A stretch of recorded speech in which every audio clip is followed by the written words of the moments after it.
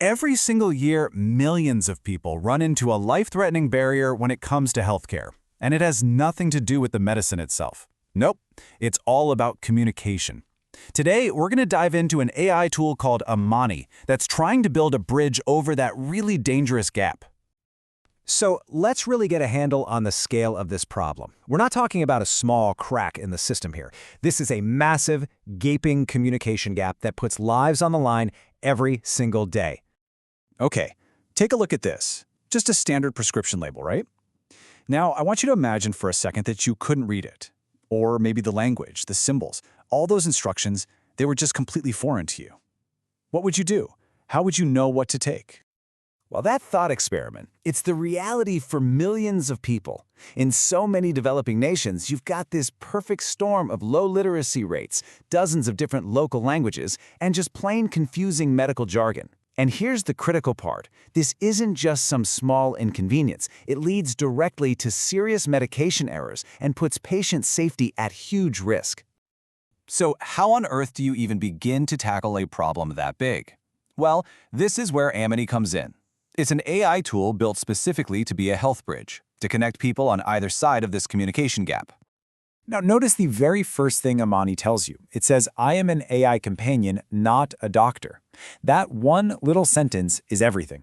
Its whole job is to explain and to guide, not to diagnose. And it's powered by Google's Gemini 1.5 Flash, which was picked because it's super fast, affordable, and it can understand both pictures and your voice.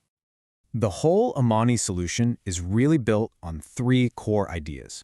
You can think of them as pillars, and each one is designed to knock down a specific barrier to getting clear health information. So let's break them down one by one. Okay, pillar number one is the visual decoder. So picture this. A user just takes out their phone and snaps a quick photo of a confusing medicine box, or maybe a doctor's messy handwritten note. Amani's AI looks at that image and instantly translates all that jargon into instructions that actually make sense. And this right here, this is the magic. It's not just translating the words, it's translating the context. That cold, clinical instruction, take 10 milliliters BID, becomes warm, simple advice that's actually relevant to someone's daily life. I mean, that one change could literally be the difference between a patient getting better or getting much worse. But what if reading, or even just typing, is the problem? Well, that brings us right to the second pillar. For people who can't type easily or maybe feel a little intimidated trying to describe their symptoms in writing, Amani also works as a voice companion. So a user can just send a quick voice note just talking about how they feel. And before they even go to the clinic, Amani helps organize their thoughts, so they can walk in and communicate clearly and confidently with the doctor or the nurse. It takes that jumble of worries and turns it into a clear, simple summary. Okay, this all sounds pretty amazing if you have a smartphone and a data plan. But what about the most vulnerable people out there? What about the bottom billion who don't have either of those things?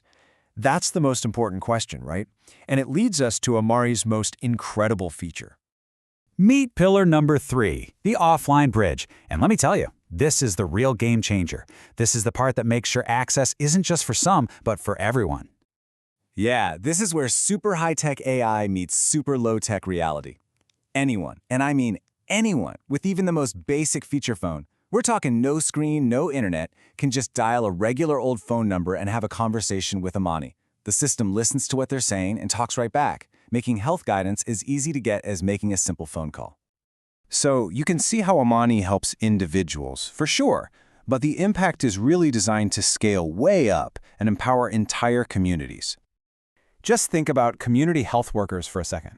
With this app, one worker can now go out and efficiently screen dozens of villagers. Translating all their different symptoms into these neat clinical summaries, they can zap over to doctors at a hospital far away. It basically turns them into a massive force multiplier for good. And then there's this really clever feature they call the rumor killer. We all know how fast health misinformation can spread, right?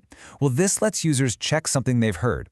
The AI then gently corrects it with verified facts. And the most important part, it does it without shaming them or making them feel foolish. Now, let's be real. For any of this to actually work, it has to be built on one thing: trust. If people don't trust the tool, they're just not going to use it. That's why safety and the overall tone are absolutely everything. So Amani has this very strict safety rule called the sandwich rule. Every single piece of guidance it gives is sandwiched between two critical reminders. It always starts by saying, "I am not a doctor." Then it gives the helpful explanation, and it always ends by telling the user to check in with a professional at a clinic. And the vibe is just as important as the facts. The AI's whole personality is designed to be warm, kind of like a parent, and really patient. It uses village time, so in the afternoon, not at 1400. It suggests local, affordable foods like sardines and millet, not expensive stuff like salmon and quinoa. It's all about meeting people exactly where they are in their world. And really, in the end, it all just comes down to this. Amani isn't just about translating words from medicine box. It's about translating trust.